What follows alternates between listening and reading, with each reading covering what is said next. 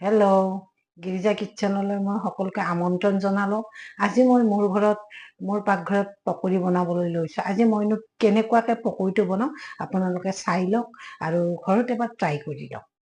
এয়া মই প্ৰথম পিঁয়াজ কাটি লৈছোঁ, কাটি পেলাই মই মিক্সিত এনেই এবাৰ ঘূৰাই দিছোঁ যাতে পিঁয়াজখিনি অকণমান সৰু হয়, আৰু তাৰোপৰি ইয়াত মই নিমখ দি লৈছোঁ যাতে পিঁয়াজৰ লগত নিমখখিনি মিহলি হয়। এতিয়া মই ইয়াত মিক্স কৰিম এয়া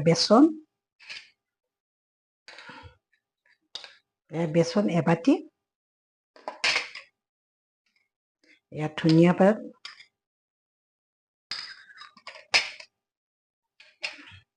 আদা নহৰু পেষ্ট অলপমান লৈছোঁ, আৰু মই যিহেতুকে ইয়াত নিমখ দিয়েই থৈছোঁ, ইয়াত মই নিমখ নিদিওঁ, অলপমান চেনি দিম।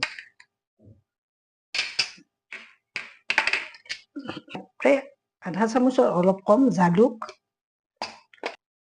অলপ হালধি, অলপ জিৰা গুৰি দিছোঁ। জলকীয়া মিহি কৰি ফ্ৰিজত ভৰাই থৈছোঁ, ইয়াতে মই এচামুচ দিছোঁ।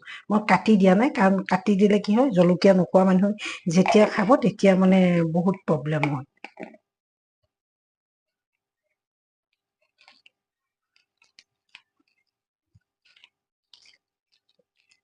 ইয়াতে মই পানী দিয়া নাই, কাৰণ কিয় ইয়াতে যিটো মই পিঁয়াজ গুৰি কৰি দিলোঁ মিক্সিত এটা পাক ঘূৰাই দিছোঁ, তেতিয়া এইটো কি হৈছে পিঁয়াজৰ পানীটোৱে মোৰ বেচনখিনি মিহি হৈ গৈছে। এয়া এতিয়া চাওক কেৰাহীত মই বনাই আছোঁ।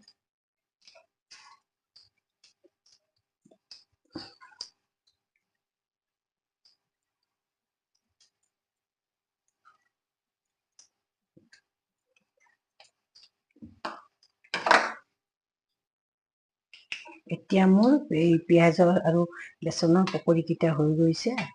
এয়া মই অলপ সৰুকৈ বনাইছোঁ, কাৰণ তেতিয়াহে ভিতৰতো সিজি যাব আৰু গোটেইটো তেলত সোমালেহে আচলতে পকৰিটো খাই ভাল লাগে। এয়া মোৰ পকৰি ৰেডি হৈ গৈছে। এতিয়া মই ইয়াতে চচ আৰু বিলাহীৰে সজাই দিছোঁ আৰু ওপৰত ধনিয়াৰ পাতে গাৰ্নিছ কৰিছোঁ।